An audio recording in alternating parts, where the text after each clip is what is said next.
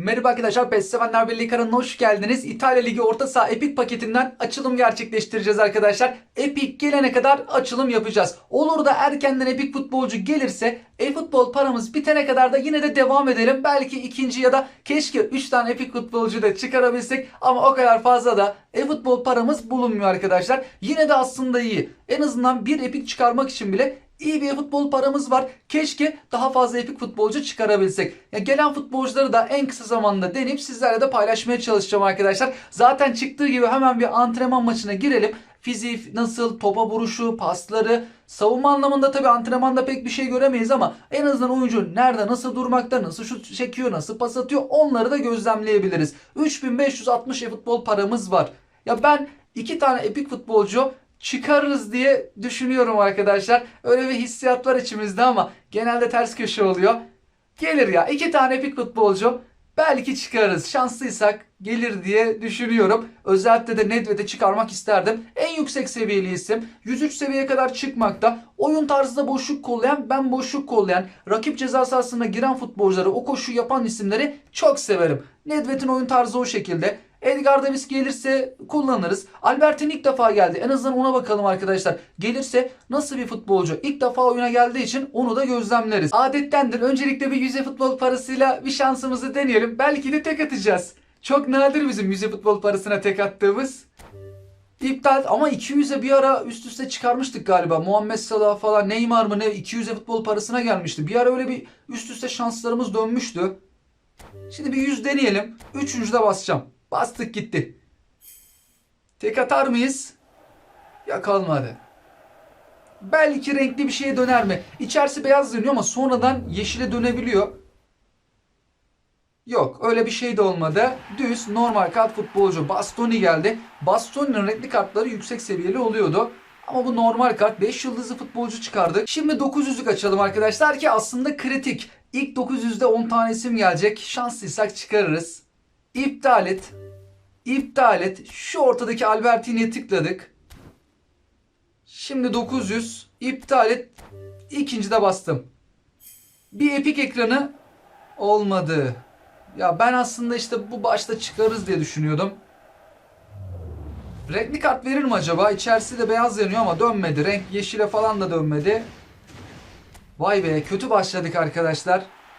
Ne umutlarla başladık ama daha yolumuz var. 2000 küsur futbol paramız da bulunuyor. 2 tane 900'lük açabiliriz. Sonra 100 devam ederiz. Hiç renkli kart bile çıkaramadık. Toplamda 11 tane isim çıkardık. Geriye şu an 2560 futbol paramız var. 2 tane 900'lük açalım. 3 tane açamıyoruz ama bir 900'lük açalım. Sonra birkaç 100 açalım. Sonra bir daha 900'lük açalım. Öyle taktik deneyelim. Pozisyon diyelim. Şimdi 900 iptal et. 100 iptal et.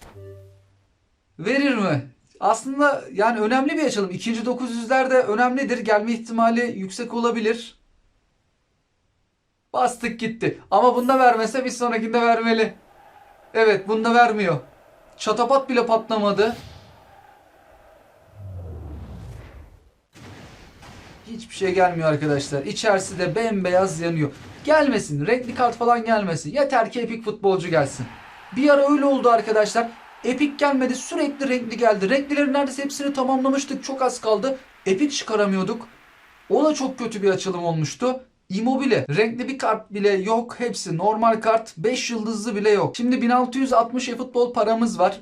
Bir 900'e basma hakkımız kaldı. Sonra da 7 tane yüzlük. Bence bir 2 tane yüzlüğe basalım. Sonra bir 900'e geçelim. 100.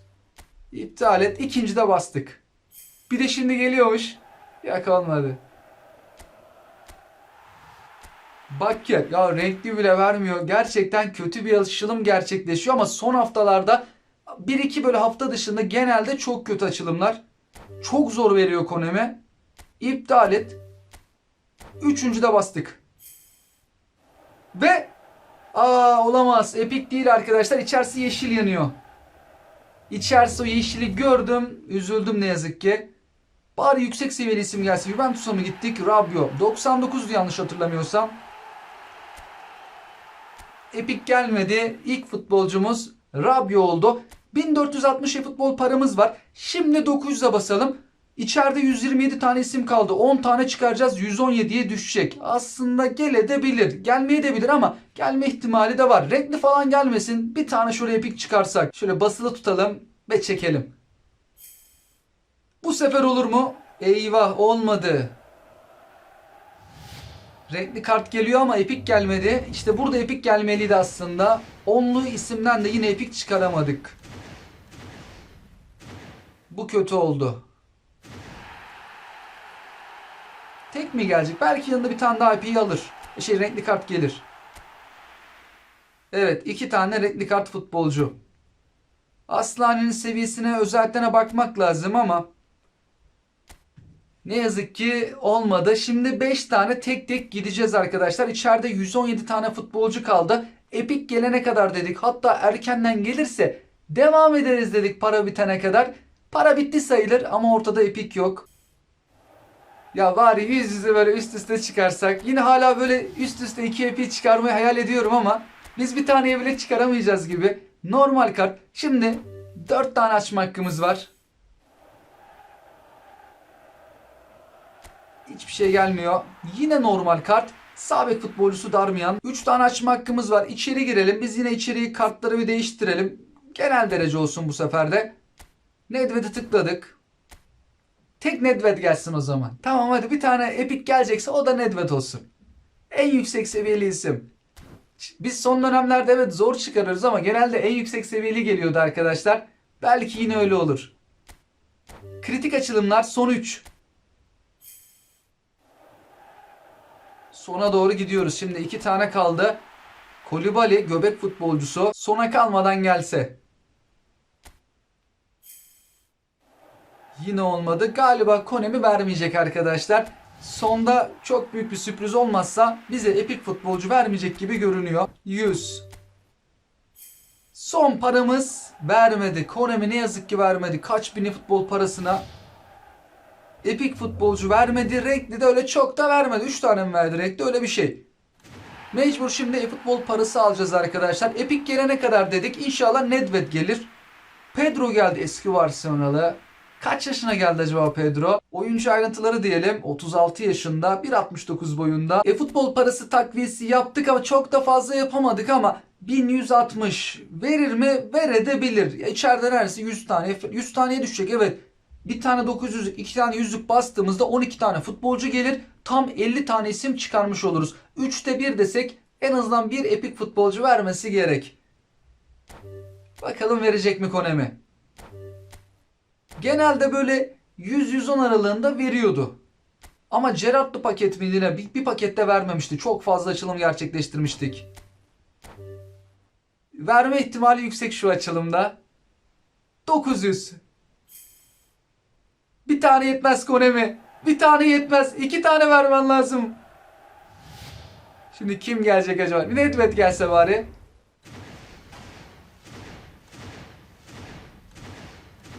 Edgar Davids. Uzaktan saçları gördük. Edgar Davids geldi. Benim bu hesabımda Davids yoktu arkadaşlar. Diğer hesabımda vardı. Orada sözleşmesi bitmişti. Tabi bir yılı geçmişti o kartını çıkaralı. Ücretsizden çıkmıştı hatta o kartı. Kendine has gözlükleriyle Edgar Davids. Şimdi arkadaşlar 2 tane daha açma hakkımız kaldı. Yine biz bir şansımızı deneyelim. Belki üst üste epik futbolcu verir. İçeride 102 tane isim var.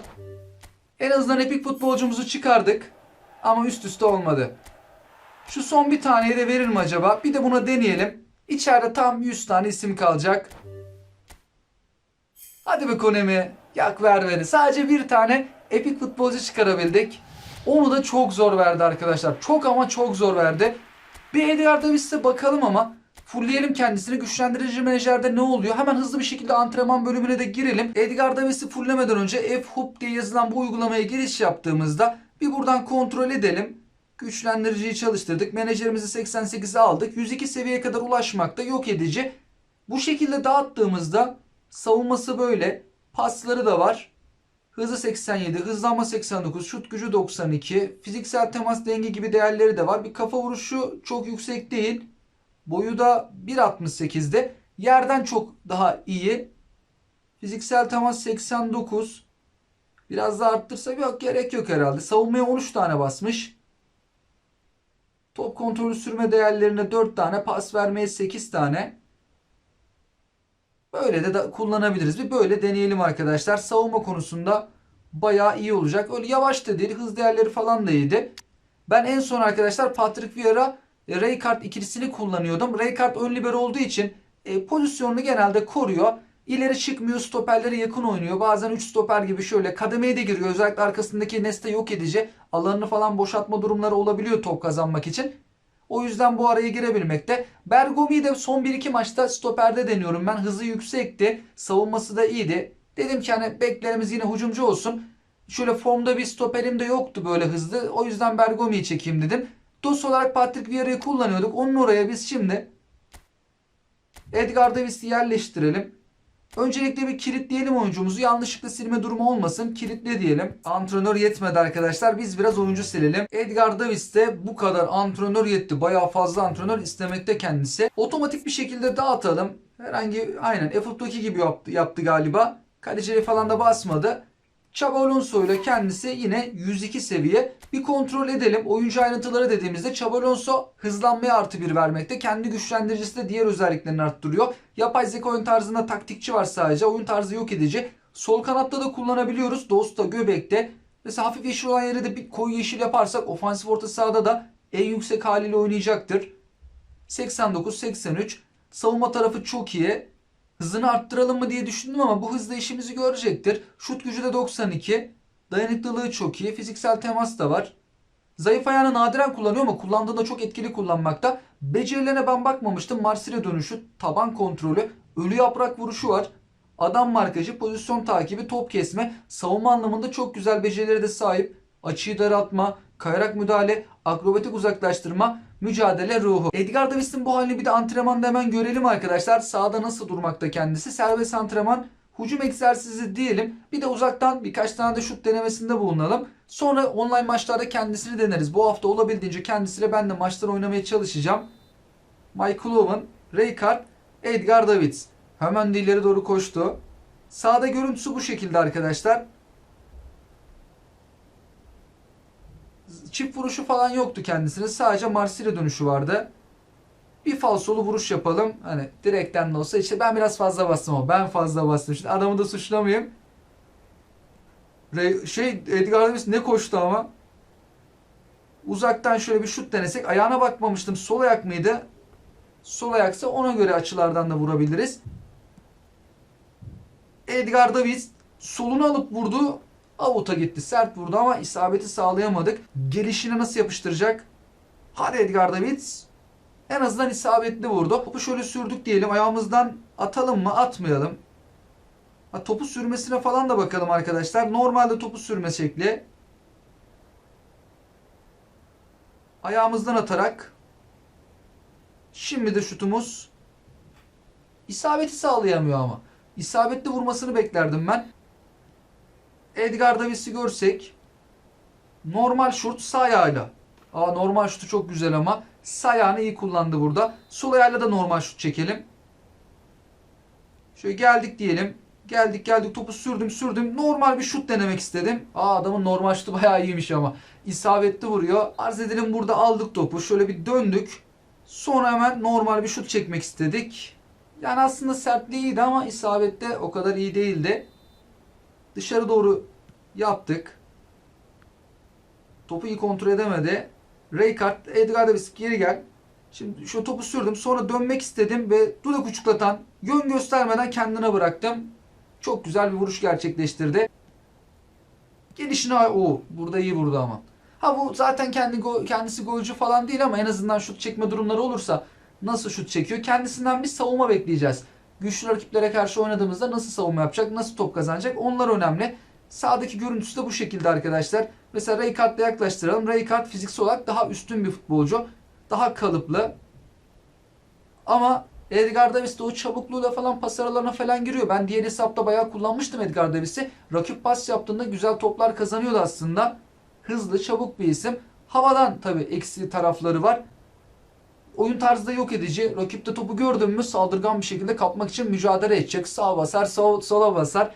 Dayanıklılığı yüksek. Pek yorulmayacaktır. Şöyle bir falso denesek.